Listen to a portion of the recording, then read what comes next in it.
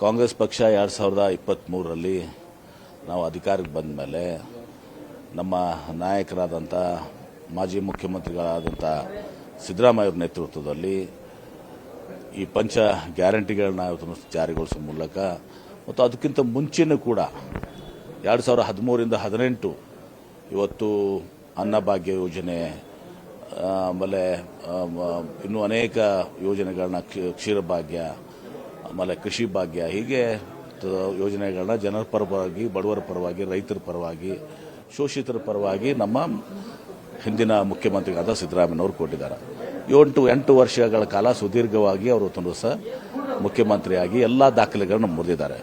ಅವರ ಒಂದು ನೇತೃತ್ವದಲ್ಲಿ, ಅವರ ಮಾರ್ಗದರ್ಶನದಲ್ಲಿ ಈಗ ಯುವಕರಿಗೆ ಅವಕಾಶ ಸಿಕ್ಕಿದೆ. ಡಿ.ಕೆ. ಶಿವಕುಮಾರ್ ಅವರು ಸಂಘಟನಾ ಚತುರರು.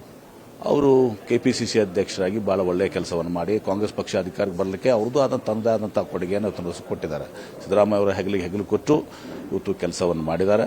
ಹೀಗಾಗಿ ಅವರು ಈಗೇನು ಮುಖ್ಯಮಂತ್ರಿಗಳಾಗಿದ್ದಾರೆ, ಆ ಮುಖ್ಯಮಂತ್ರಿಗಳಲ್ಲಿ ಹೊಸ ಒಂದು ಆಯಾಮವನ್ನು, ವಿಶೇಷವಾಗಿ ಯುವ ಶಕ್ತಿಗೆ ಒಂದು ಹೆಚ್ಚಿನ ಆದ್ಯತೆಯನ್ನು ಅವರು ಕೊಡ್ತಾರೆ ಅನ್ನೋ ಒಂದು ಸಂಪೂರ್ಣವಾದ ವಿಶ್ವಾಸ ಇದೆ. ನಿನ್ನೆನೂ ಕೂಡ ಕ್ಯಾಬಿನೆಟ್ನಲ್ಲಿ ಅದನ್ನೇ ಅವರು ಚರ್ಚೆ ಮಾಡಿದರು.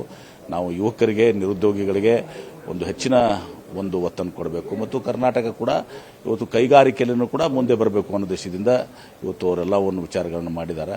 ಹೀಗಾಗಿ ನಾವು ಯಶಸ್ವಿ ಆಗ್ತೀವಿ. 2028ರ ಚುನಾವಣೆಯಲ್ಲಿ ನಾವು 136 ಏನಿದ್ದೀವಿ, ಈಗ ನಾವು 150 ಸೀಟ್ಗಳನ್ನ ಪಡೆದುಕೊಂಡು ಇವತ್ತು ಅಧಿಕಾರಕ್ಕೆ ಬರ್ತೀವಿ. 2029ರಲ್ಲಿ ಏನು ಲೋಕಸಭೆ ಚುನಾವಣೆ ನಡೀತದೆ, ನಾವು ಕನಿಷ್ಠ ಪಕ್ಷ 20 ಸೀಟ್ಗಳನ್ನು ಪಡುವ ಮೂಲಕ ಇವತ್ತು ನಮ್ಮ ರಾಷ್ಟ್ರದಲ್ಲಿ ನಾವು ಅಧಿಕಾರಕ್ಕೆ ಬಂದು ರಾಹುಲ್ ಗಾಂಧಿ ಅವರನ್ನ ಪ್ರಧಾನಮಂತ್ರಿ ಮಾಡಲಿಕ್ಕೆ ಎಲ್ಲ ರೀತಿಯ ಪ್ರಯತ್ನ ಮಾಡ್ತೇವೆ.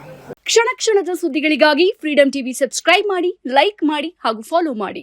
ಹೊಸ ಸುದ್ದಿಗಳ ನೋಟಿಫಿಕೇಶನ್ಗಾಗಿ ಬೆಲ್ ಐಕಾನ್ ಮೇಲೆ ಕ್ಲಿಕ್ ಮಾಡಿ.